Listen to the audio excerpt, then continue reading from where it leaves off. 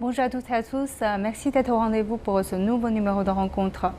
En mentionnant la Chine plus de 10 fois dans son communiqué publié durant son dernier sommet, l'OTAN tourne son regard vers l'Asie-Pacifique avec une attention toute particulière sur la Chine.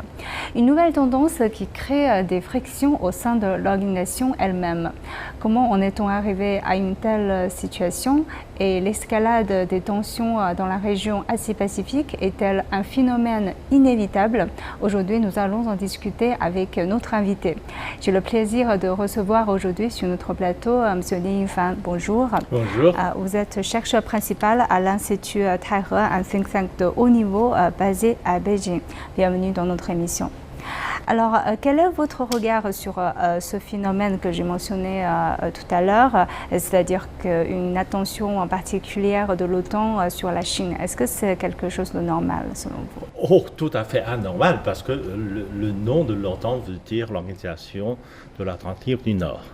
En fait, lorsqu'une organisation qui prétend de s'occuper des problèmes de sécurité d'une région bien déterminée, donc de l'Atlantique du Nord, quand cette organisation désire venir sur l'océan Pacifique et sur l'Asie-Pacifique, ce qui est anormal, ce qui dépasse largement sa mission géographique. C'est donc un peu particulier. Et justement, il y a un sujet sur l'agenda, c'est l'établissement d'un bureau de l'OTAN au Japon. Et le président français Emmanuel Macron a exprimé publiquement son opposition à ce sujet, en fait, en citant ce que vous avez dit, la raison géographique, en fait. Mais le secrétaire général de l'OTAN a répondu que, je cite, la sécurité n'est pas régionale, mais mondiale. Donc, comment voyez-vous cette intention de l'OTAN de répondre un peu vers l'océan Pacifique et les frictions au sein de ses membres? Ou bien qui lui a donné le droit de s'occuper des affaires en dehors de l'Atlantique du Nord? Mais ce secrétaire général est trop prétentieux. Il n'a pas le pouvoir de répondre ses préoccupations en dehors de l'Atlantique du Nord. Il est seulement secrétaire général de l'organisation qui s'occupe des problèmes de sécurité de l'Atlantique du Nord, et pas plus. Parce que la région de la sécurité en Asie-Pacifique doit être prise en compte par les pays voisins, donc par les pays de l'Asie et Pacifique, qui ne regardent pas l'Atlantique du Nord. Mais son argument, c'est plutôt la sécurité n'est pas régionale, mais mondiale. C'est-à-dire que peut-être le problème de sécurité la sécurité n'est pas mondiale, à moins qu'on lance une guerre mondiale. À moins que l'OTAN veut lancer une guerre mondiale. Je ne pense pas que ce soit l'intention de la plupart des membres de l'OTAN. C'est donc paradoxal. C'est donc paradoxal de s'occuper des problèmes de sécurité d'autres régions. Parce que dans d'autres régions, il y a d'autres organisations, il y a d'autres pays voisins, membres de la région, etc. Donc, comment expliquez-vous cette intention de l'OTAN de... En fait, il faut dire que de plus en plus, les Américains, donc les États-Unis, veulent emmener l'OTAN dans cette région de l'Asie, dans l'Asie-Pacifique. C'était pour des intérêts complètement privés des États-Unis.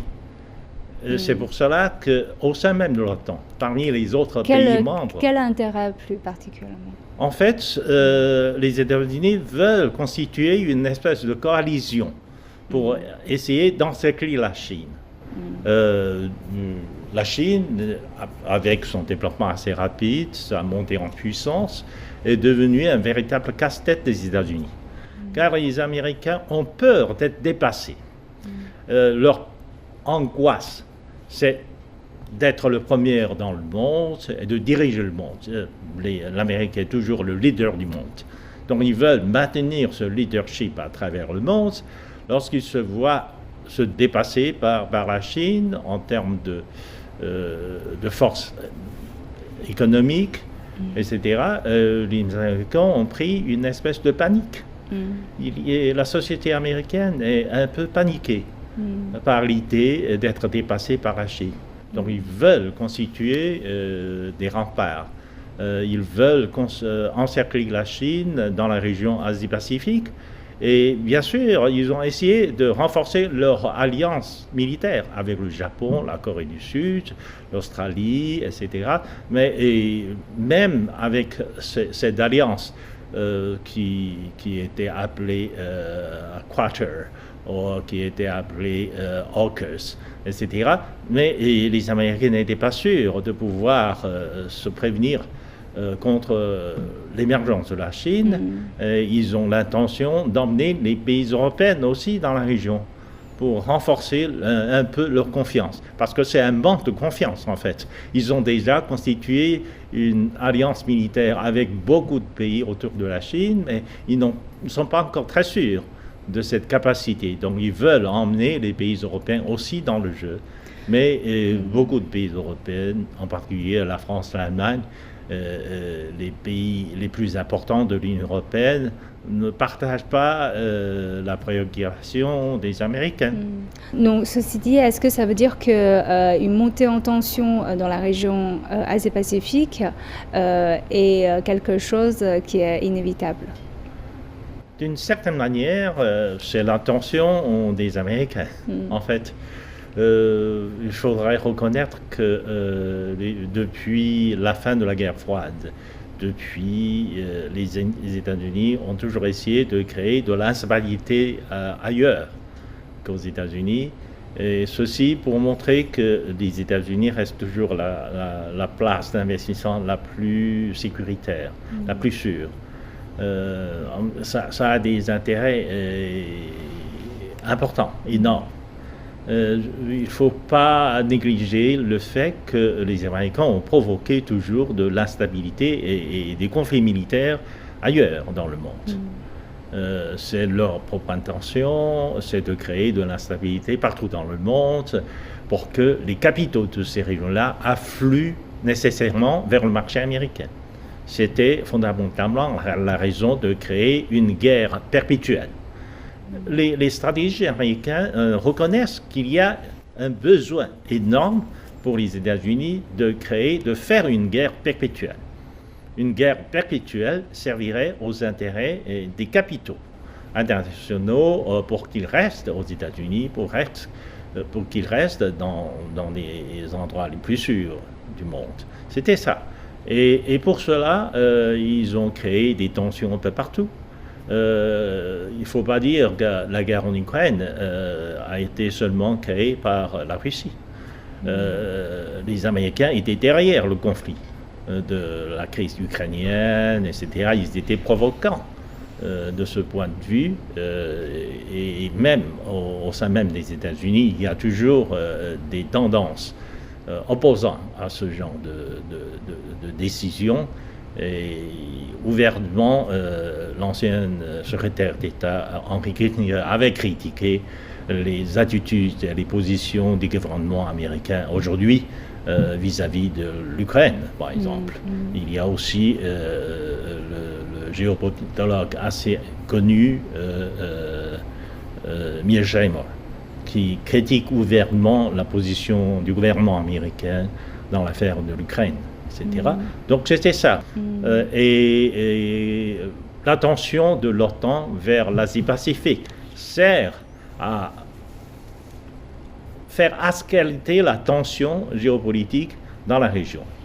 D'abord, pris d'entendre que la Chine avait l'intention de prendre Taïwan par la force, et puis pour créer une atmosphère de tension et pour faire en sorte que les pays européens sentent le besoin de venir aussi en Asie-Pacifique.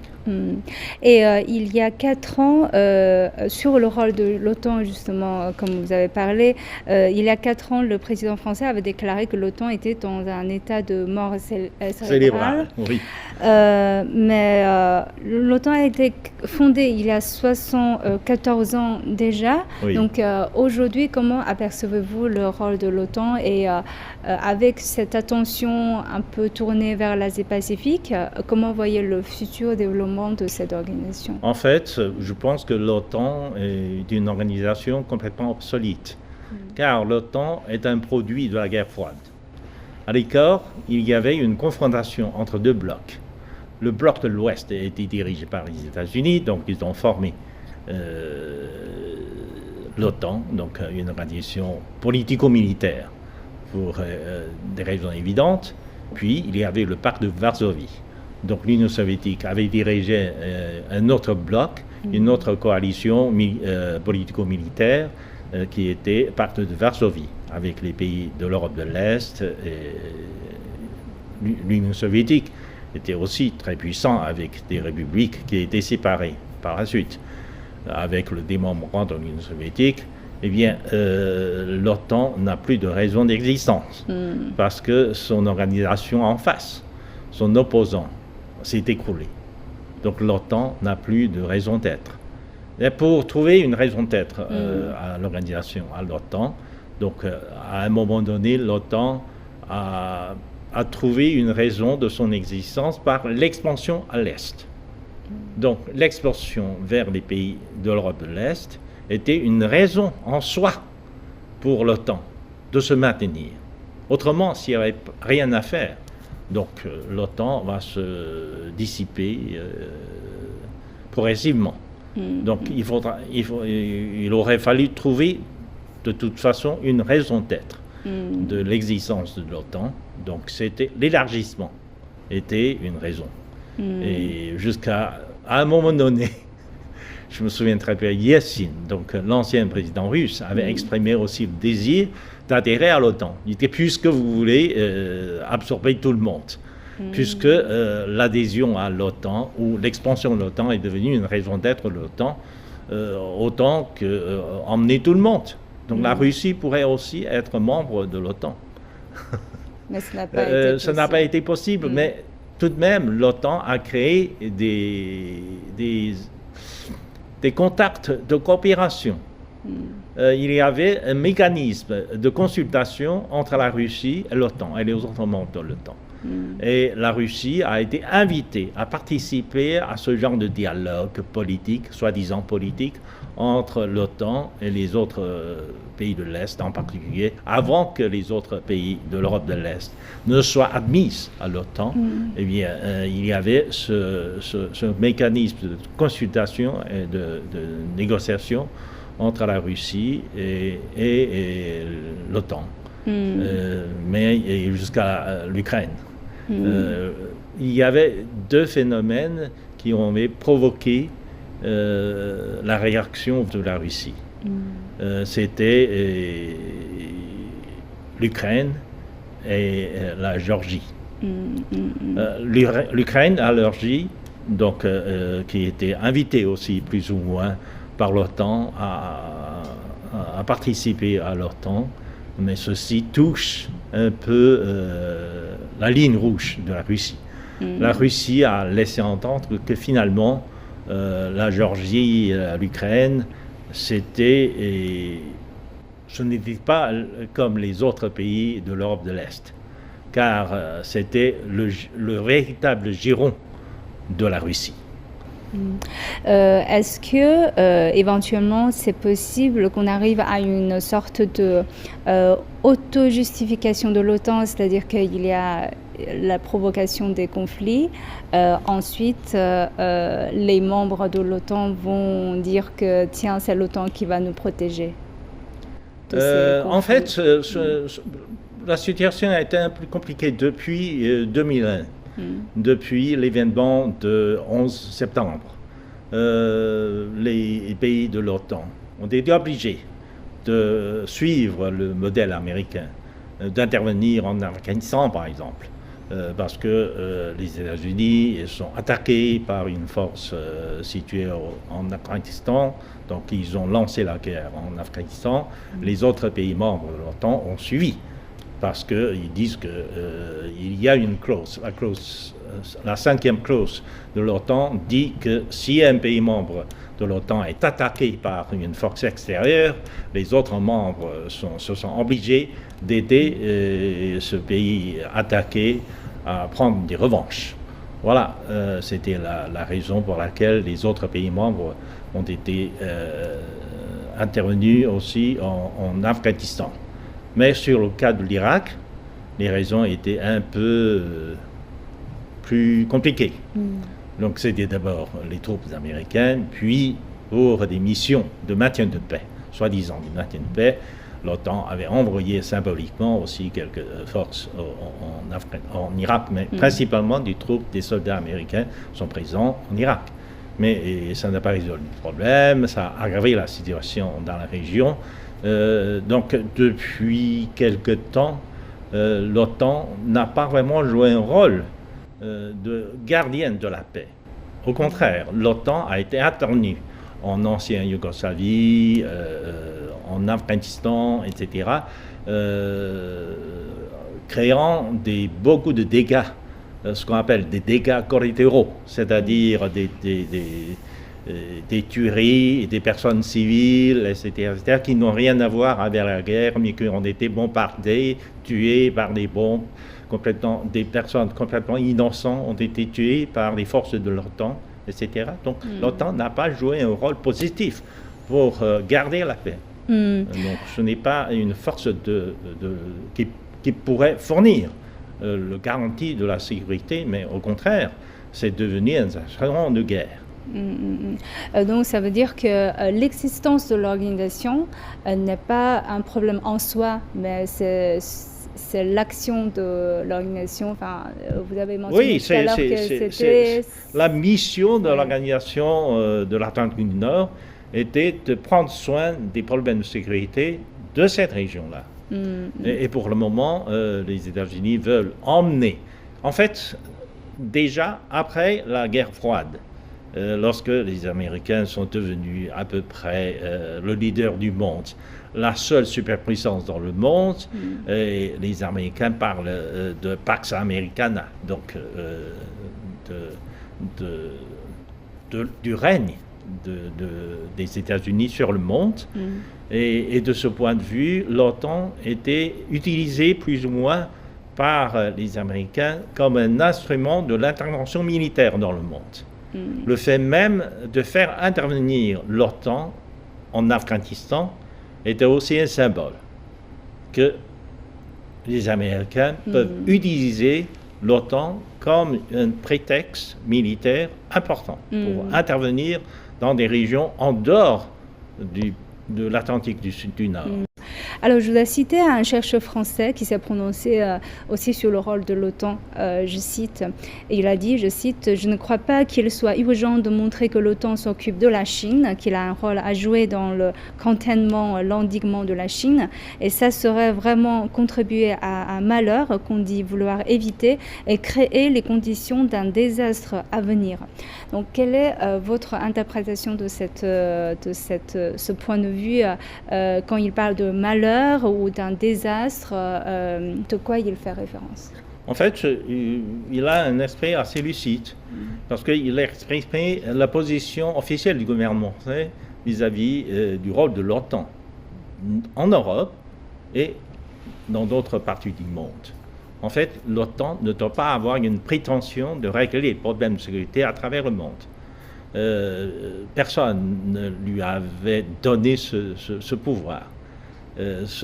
En fait, dans le cadre des sécurités du monde, seules les Nations Unies ou le Conseil de la sécurité aux Nations Unies ont ce pouvoir de décider dans quel domaine, à quelles conditions les troupes des Nations Unies peuvent être appelées à intervenir dans une situation d'instabilité dans le monde.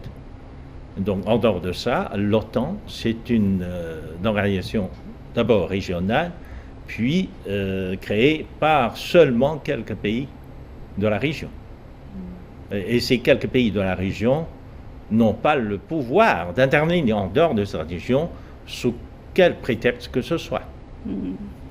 Alors, si vous avez mentionné tout à l'heure que c'est la volonté des États-Unis de faire l'OTAN un instrument, une sorte d'instrument d'endiguer la Chine, Donc de ce point de vue-là, une montée en tension en Asie-Pacifique semble inévitable. Donc est-ce qu'il y a de la part de la Chine une marge de main-d'œuvre sur cela ou, comme on dit souvent, sur le piège de Thucydide, pourquoi on appelle une piège, c'est que tout le monde va tomber là-dessus, qu'on voit les tensions venir, mais rien ne peut l'empêcher finalement de venir. Je pense que le fait même de susciter d'autres pays à se confronter avec la Chine, c'était l'idée de se cacher derrière les conflits. C'était, d'abord, si vous regardez le comportement des Américains pendant la Première Guerre et la Deuxième Guerre mondiale, ils ont toujours agi de la sorte. Ils ont toujours provoqué le conflit dans d'autres régions du monde, ils se sont cachés derrière le conflit pour gagner de l'argent. Ils fournissent des armements aux deux parties en conflit. En plus, géographiquement, ils sont un peu isolés et donc ils sont épargnés par les champs de bataille ne sont pas en Amérique. Eh bien, ils ont toujours préféré ce genre de situation. Pour la même raison, ils provoquent la guerre en Ukraine. Et ils renforcent, ils vendent des armements, etc., sans être complètement impliqués dans la guerre. Et donc la guerre peut épuiser d'autres puissances, d'autres forces. Cela fait la fortune des groupes militaro-industriels américains. C'est tout. C'est tout. Et en ce qui concerne l'Asie-Pacifique, ils ont la même intention. Je me souviens très bien d'avoir lu un rapport d'études stratégiques réalisé par une institution de conseil aux Américains qui disent déjà en 2010. En 2010, c'est l'année où, en termes de PIB, la Chine a dépassé le Japon, mais en termes de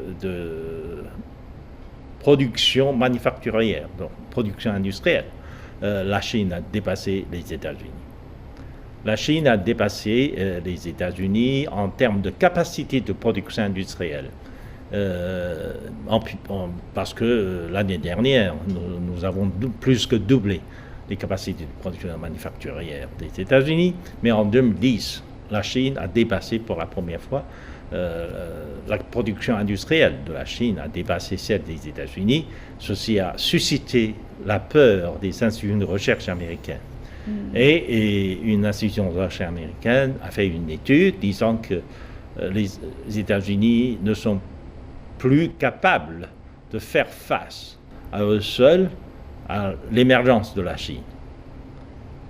Heureusement, les États-Unis peuvent constituer un réseau de coalition, une alliance pour se prévenir contre la montée en puissance de la Chine, l'émergence de la Chine. Et de ce point de vue, heureusement, comme la Chine a des conflits, a des contradictions avec un certain nombre de pays voisins. La stratégie des États-Unis est de pousser ces pays pour qu'ils renforcent leur conflit avec la Chine. Ceci sert à épuiser la force de la Chine. Et ceci pourrait permettre aux États-Unis de gagner du temps et de renforcer sa position dans cette rivalité avec la Chine. Donc c'était considéré comme une stratégie, une proposition stratégique au gouvernement américain d'aggraver les conflits entre la Chine et les pays voisins. De ce point de vue, je pense que Taïwan est aussi utilisé par les Américains comme un prétexte pour épuiser la force de la Chine. Dans ce sens. En fait, on constate quand même aujourd'hui les frictions, par exemple, au sein de l'OTAN. On voit quand même cette volonté des États-Unis d'endiquer la Chine a mis beaucoup de pays dans un dilemme d'être obligés de choisir entre les États-Unis et la Chine. Et aujourd'hui, dans un monde aussi interdépendant d'un pays à l'autre, est-ce que l'endiguement de la Chine coûte vraiment, c'est plus avantageux que Non, pas laisser du tout, la pas Chine du tout, pas du tout, développer, que parce ce que soit plus la bénéfique Chine n'est pour pas tout le l'Union monde. soviétique dans le temps. La Chine a des relations de coopération économique et commerciale très étroites avec beaucoup de pays, y compris les pays alliés de l'Alliance Atlantique, les pays européens, le Japon, etc., etc. C'est pour ça que lorsque les Américains forcent les pays européens à prendre la position, à faire le choix entre la Chine et les États-Unis, eh bien, les pays européens refusent de faire le choix. Souvent, les pays européens refusent de faire le choix parce qu'ils veulent profiter de bonnes relations économiques et commerciales avec la Chine pour continuer à se développer, pour continuer à avancer sur la voie de la modernisation. Sans la Chine, le développement de ces pays-là serait beaucoup plus difficile. Ils n'ont pas les mêmes intérêts que les États-Unis. C'est ça, ils comprennent. En plus, sur le plan géopolitique, ils n'ont pas. En plus, ils n'ont pas la même stratégie de développement. Les États-Unis, comme j'ai expliqué, les États-Unis ont l'intérêt de créer du chaos et de l'instabilité partout dans le monde, y compris en Europe. En fait, d'une certaine manière, la crise ukrainienne sert à déstabiliser toute la région européenne. D'ailleurs, à l'époque, le conflit dans les anciens pays de la Yougoslavie était aussi profitable aux États-Unis, au détriment des autres pays européens, car ça crée beaucoup d'instabilité. Et les effets de débordement de la guerre en Kosovo, etc., fait que finalement les autres pays européens ont souffert plus ou moins de cette guerre en Kosovo et au conflit militaire dans l'ancienne Yougoslavie, ne serait-ce que les vagues de l'immigration, etc. De même que les conflits au Moyen-Orient, la guerre en Irak, la guerre en Syrie, la guerre en Libye, etc. Toutes ces guerres ont provoqué des vagues de réfugiés vers l'Europe, créé des problèmes innombrables pour leur développement économique et pour leur système de protection sociale. Tout cela sert aux intérêts américains. Donc la stratégie de développement est complètement différente en Europe et aux États-Unis. Je vous remercie, M. Ding Fan, d'avoir partagé vos points de vue avec nos téléspectateurs. Je vous remercie. Merci. Et je vous remercie d'avoir suivi notre discussion. À la prochaine.